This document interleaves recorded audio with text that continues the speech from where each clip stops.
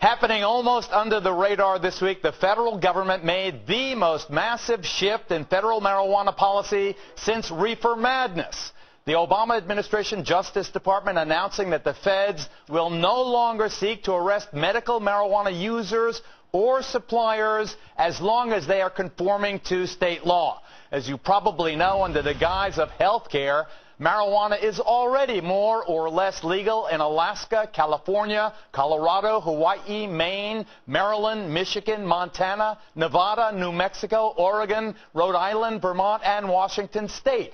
And now, if you are in compliance with the laws in those 14 states, then contrary to the policy under the Bush administration, federal law enforcement officials are pledging to lay off. But the devil is in the details, say advocates of legalized marijuana, and to keep what they see as momentum toward that ultimate goal, some of the world's most famous potheads joined thousands of others at a smokeout today in California. Here's Brother Craig and some very old friends of mine. So, Geraldo, we're with your old friends, Cheech and Chong here, to talk about the problem of legalization of medical marijuana. A lot of people are telling us that they have no place to legally obtain the marijuana. They cultivate it and they get arrested. Yeah, well, like I said, the kid's 22. You could have it, but you can't get it. Today, Cheech and Chong are opening The Smokeout, a counterculture concert series focusing on efforts to legalize marijuana. You know, I think it's legalized. I should legalize marijuana, ban beer. All they have to do is reschedule the drug from a Schedule 1, where it has no medical value whatsoever, to a Schedule 2, where it's available by prescription. That's all they have to do. California is among 14 states that provides for marijuana use for medical purposes. Each so-called patient is allowed about a dozen plants for personal use. More can be grown and distributed if you provide for others who prove they are also in need. But that doesn't stop federal authorities from arresting you. I spent 10 months in Metropolitan Detention Center in downtown LA. It's a level 5 maximum security holding facility. Everybody in there is put in together, and all security levels live together. It's a very violent, rough place. Steele Smith claims he was operating 2 distribution centers within the law when his Orange County marijuana dispensary was raided by federal authorities.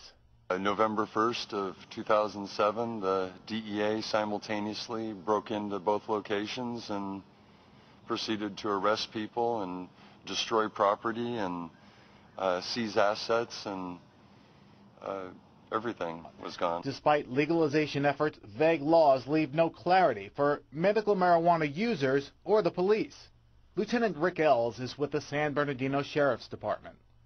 The law was actually pretty poorly written and not really well thought out.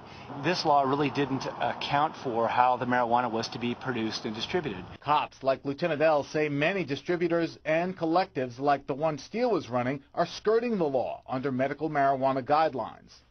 What's happened is, and particularly in Los Angeles and Orange counties, is there's a large amount of dispensaries making huge sums of money distributing, and the law said specifically that it should not be produced for profit, and that's where we have a conflict. We talked to people from the San Bernardino Sheriff, and they say a lot of these distributors, medical marijuana distributors, they're just really fronts for selling it to kids. You know, it helps people with terminal cancer patients, okay? And it also can help the depressed or bored teenager. Comedian George Lopez believes his state should tax and regulate. There's thousands of medical marijuana dispensaries that have been able to dispense it legally to people who need it. And I think that there could be a way that it can be allowed, regulated, taxed, and looked at as a positive for California in a place where we're giving out IOUs. Great. IOUs, baby. It's a golden state.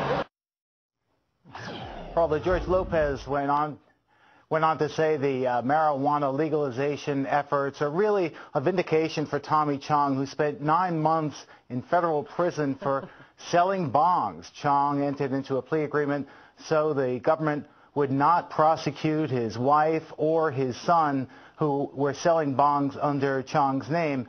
And as you know, Cheech and Chong are planning to do a concert series in January to talk about Tommy's experiences. Yeah, get it legal, it's called, Craig. And, you know, it's amazing how they are hotter than they have ever been. Thanks very much.